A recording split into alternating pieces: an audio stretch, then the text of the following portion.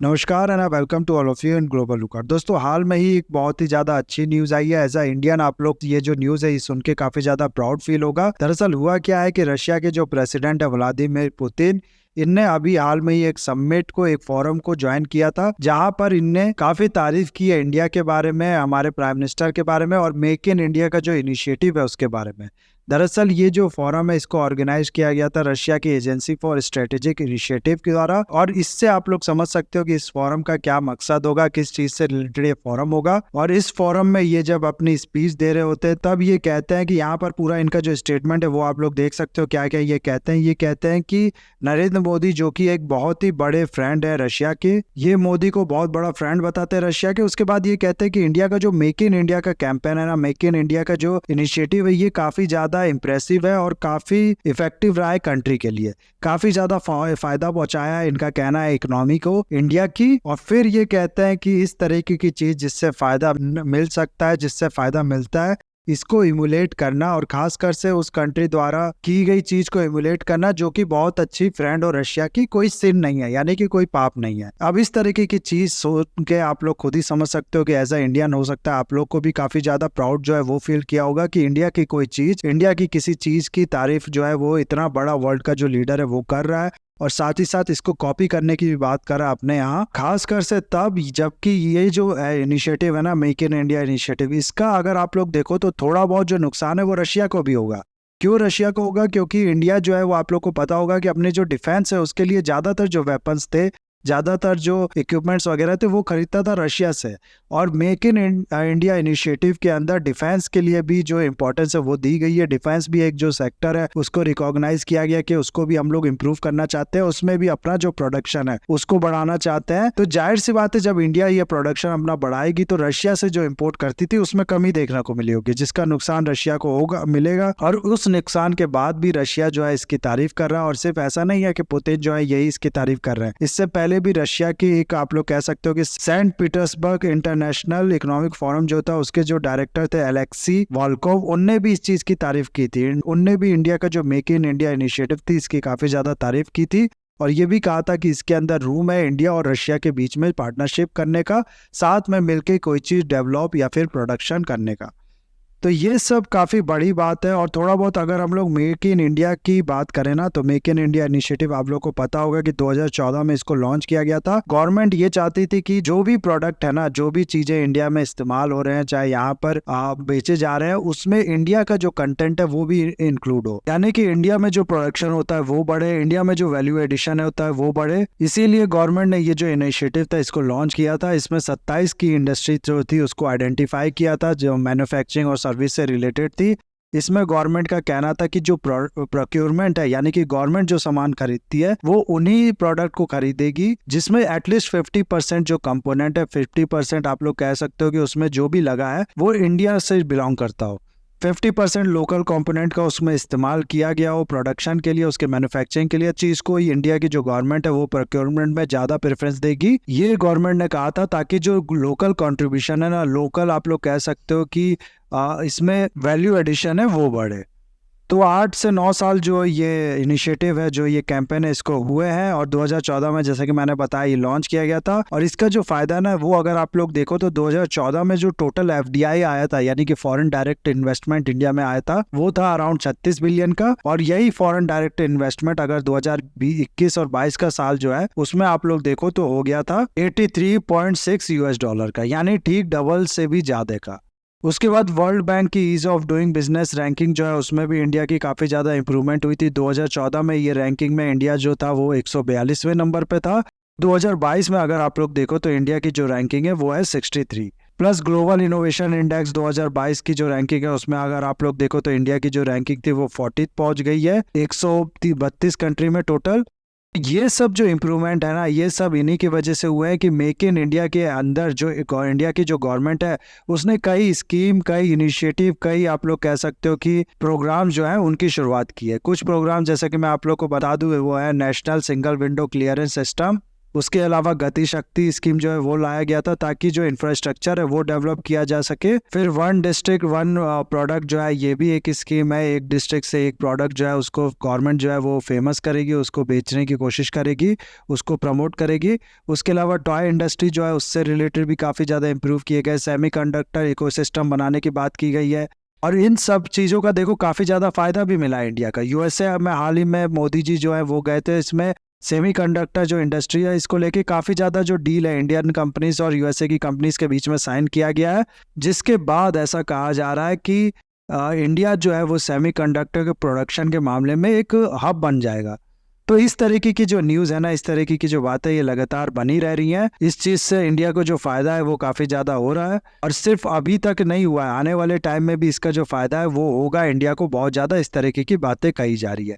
USA की एक consultancy group है, कंसल्टेंसी एजेंसीज है आप लोग कह सकते हो, जिसका नाम है बॉस्टन कंसल्टेंसी ग्रुप। बॉस्टन आप लोग जानते होंगे यूएसए में है, और बॉस्टन यूएसए की हिस्ट्री में भी काफ़ी ज़्यादा फेमस है, काफ़ी ज़्यादा बड़ा रोल है इस एरिया का। तो उसी के नाम पे ये जो कंसल्टेंसी ग्रुप है ये है। इसका कहना है कि सिर्फ 2 साल में यानी कि 2025 तक इंडिया के अंदर कैपेबिलिटी है कि इंडिया जो है वो अपनी जीडीपी में 1 ट्रिलियन और ऐड कर लेगा इसी मेक इन इंडिया इनिशिएटिव के थ्रू। यानी कि अभी जो इंडिया की जीडीपी है वो है अराउंड 3.75 ट्रिलियन, और 2025 तक ये जो जीडीपी है ना इंडिया की ये पहुंच जाएगी 4.75 ट्रिलियन, यानी कि 5 ट्रिलियन से बहुत ही ज़्यादा क्लोज में। तो no doubt Make in India जो इनिशिएटिव है काफ़ी ज़्यादा अच्छे रिजल्ट जो है वो दे रहा है, आने वाले टाइम में भी देगा। और रशिया का यहाँ पर जो सिचुएशन है वो अगर आप लोग देखो ना, तो रशिया यूक्रेन वॉर की शुरू के होने के बाद से बहुत सी वेस्टर्न कंट्री जो है उन्हें सैंक्शन लगा दिया रशिया पे, वेस्टर्न कंपनीज जो है उन्हें छोड़ दिया रशिया को।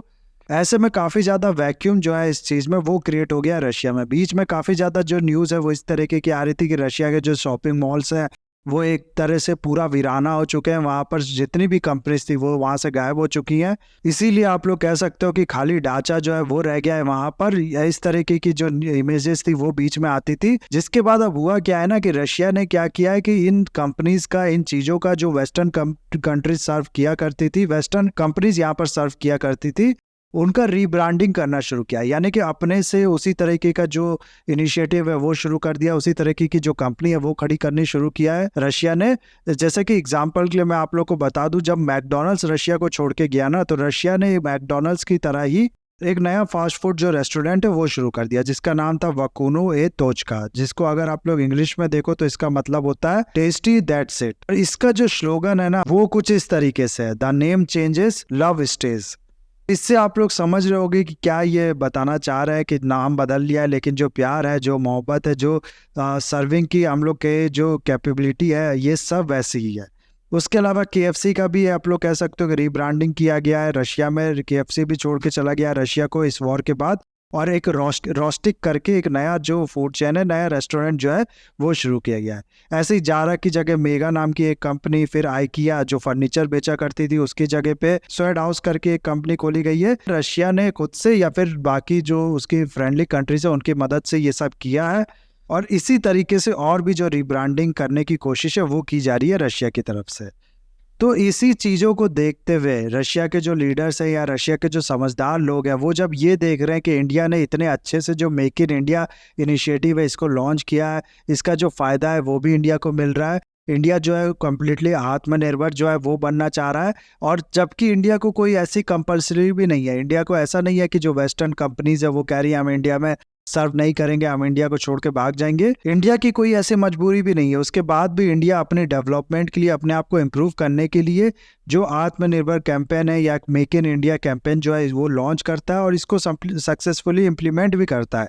इसका आप लोग कह सकते हो कि जो रिजल्ट है वो भी रिसीव करता है। तो जब इंडिया ये सब कर लेता है तो रशिया, जिसकी तो इस समय मजबूरी भी बन गई है क्योंकि वेस्टर्न कंपनी जो है वो छोड़ के भाग गई है रशिया को, तो वो ऐसा क्यों नहीं कर सकती है? ये सवाल वहाँ के जो लीडर्स हैं रशिया के, जो आप लोग कह सकते हो कि बड़े बड़े पोस्ट पे बैठे हुए जो लोग हैं, वहाँ के जो प्रेसिडेंट है व्लादिमीर पुतिन, इनके दिमाग में आता है। और ये जो रशिया की प्रॉब्लम है ना कि जो वेस्टर्न कंपनी छोड़ के चली गई है, इसको सॉल्व करने के लिए ये इंस्पिरेशन लेते हैं इंडिया की मेक इन इंडिया इनिशिएटिव से। इसीलिए मेक इन इंडिया का जो जिक्र है वो किया गया है पुतिन के द्वारा अपनी स्पीच में।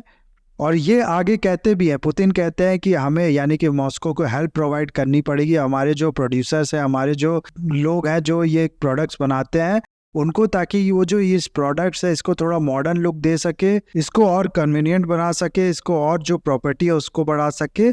और इस सब चीज़ों के लिए, इस सब बेनिफिट्स के लिए हमें हमारे जो बिजनेसेस हैं, हमारे जो लोग हैं उनको थोड़े बहुत फ़ायदे देने पड़ेंगे, जैसे कि ऑफकोर्स इंडिया ने दिए हैं। तो यही कारण है इनके जिक्र करने का, मेक इन इंडिया इनिशिएटिव जो है उसका, उसकी तारीफ करने का। और वाकई में इसमें कोई भी डाउट नहीं होना चाहिए कि मेक इन इंडिया इनिशिएटिव जो है उसका काफ़ी ज़्यादा फ़ायदा जो है वो इंडिया की इकोनॉमी को मिल रहा है और आने वाले टाइम में भी मिलेगा।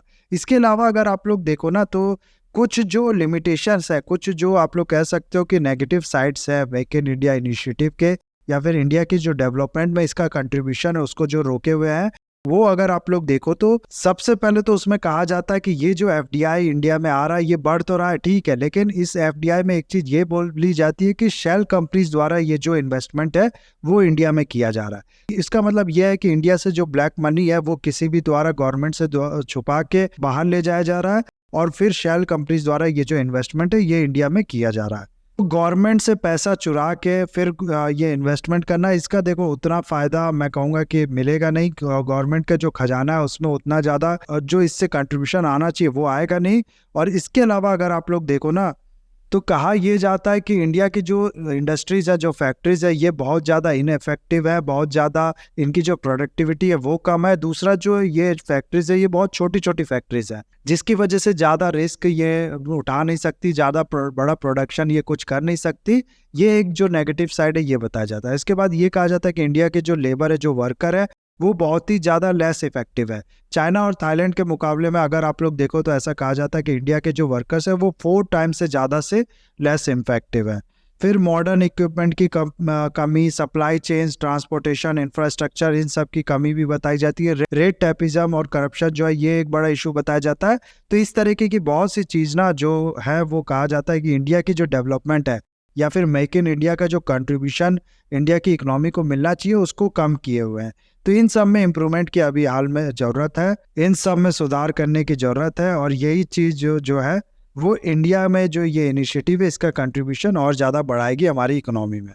तो ये था पूरा वीडियो गाइस। आई होप ये वीडियो आपको अच्छा लगा होगा। इसे लाइक, कमेंट, शेयर, सब्सक्राइब जरूर कीजिएगा। That's all, have a nice day, take care.